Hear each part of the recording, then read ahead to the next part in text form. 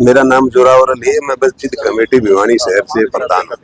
देखिए, बहुत कड़ी निंदा करते हैं। ये बहुत ही घिनौनी हरकत है। जो साथी घूमने गए, मस्ती के लिए गए थे, उनके ऊपर अचानक हाथ लगा के हमारे पर्यटकों को मौत के घाट उतारा। मैं इसकी बड़ी कड़ी सी कड़ी निंदा करता हूँ और भारत सरकार से और हरियाणा सरकार से सभी भारतीय नागरिकों से गुजारिश करता हूँ कि सभी एकजुट होके इनकी कड़ी से कड़ी निंदा करके इनको सख्त से सख्त सजा दिलाई जाए। ये हमारी भारत सरकार से, आम भारतीय नागरिक से गुजारिश है कि सब साथियों को एक साथ मिलके इनको आतंकवाद को कुचलने का समय आ गया है और सभी साथी एकजुट होकर ये साथ किया जाता है। क्या देखिए, ये धर्म पूछ के जो भी किया है ये बहुत घिनौनी हरकत है। किसी को धर्म जाति पूछ के, ये कोई कानून नहीं कि किसी धर्म पूछ के मारा जाए। और जो मुस्लिम है, जो इस्लाम को मानने वाला है, वो कभी किसी का दिल नहीं दुखाता, न कोई धर्म जाति से उसे ताल्लुक। वो तो भाई को भाई मानता है। हिंदुस्तानी हमारे नागरिक भाई है। यही हम इस्लाम सिखाता है। और जो आतंकवादी है वो मुसलमान नहीं हो सकता, क्योंकि इस्लाम में कहीं ये गुंजाइश ही नहीं छोड़ी कि कोई किसी का दिल दुखाए और वो आतंकवादी बन के किसी निर्दयी लोगों को मारे। हम इसकी कड़े से कड़ी निंदा करते हैं कि जो आतंकवादी होगा मुसलमान से ताल्लुक ही नहीं रखता वो। आज विभिन्न सामाजिक संगठनों के लोगों ने नेहरू पार्क में शहीद स्मारक पर जो हमारे देश के पर्यटक श्रीनगर गए थे, उनकी मौत हो चुकी है। उनके आत्मा की शांति के लिए हमने यहाँ पर मौन धारण किया है और उनको पुष्पांजलि अर्पित की है।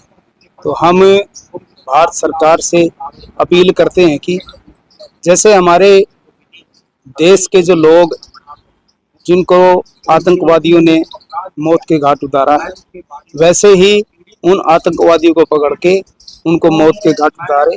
कोई भी आतंकवादी किसी भी मजहब का है या किसी भी देश का है, उनको बख्शा नहीं जाना चाहिए। जो परसों हमला हुआ है उसके अंदर हमारी माताएं बहनें थी, उनके जो पीड़ा है वो हम ना तो बता सकते ना सहन कर सकते। जो इस बच्चे ने अपना बाप मरा हुआ देखा है, सरेआम उनको गोली मारते हुए देखे है, तो मेरी भारत सरकार से यही मांग है कि उन बच्चों के आत्मविश्वास बढ़ाने के लिए, उन बच्चों के जीने के लिए, उन माताओं बहनों को जीने के लिए उनको सरेआम चौराहे पर गोली मारनी चाहिए। अगर सरकार ये कुछ नहीं कर सकती तो हम भारत सरकार के एक नागरिक है, वो हथियार हमें दे और हम उन कातिलों को गोली मारेंगे और उनका एक एक अंग काट के चौराहे पर, ताकि दूसरा कोई आतंकवादी पैदा होने से पहले 100 बारी सोचे कि भाई अगर मैंने ये कर्म कर दिया तो हिंदुस्तान में अब सरकार ऐसी है कि मेरे साथ ये होगा।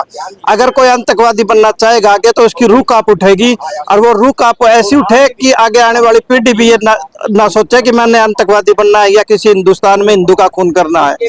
जो इन्होंने एक जाति मजहब पूछ के खून किया है और मोदी सरकार को खुला चैलेंज दिया है कि बता देना, वे माताएं रो रो के कह रही थी, बहनें रो रो के कह रही थी, जो कि अगर मोदी को बता देना कि सरकार कैसे चलती है।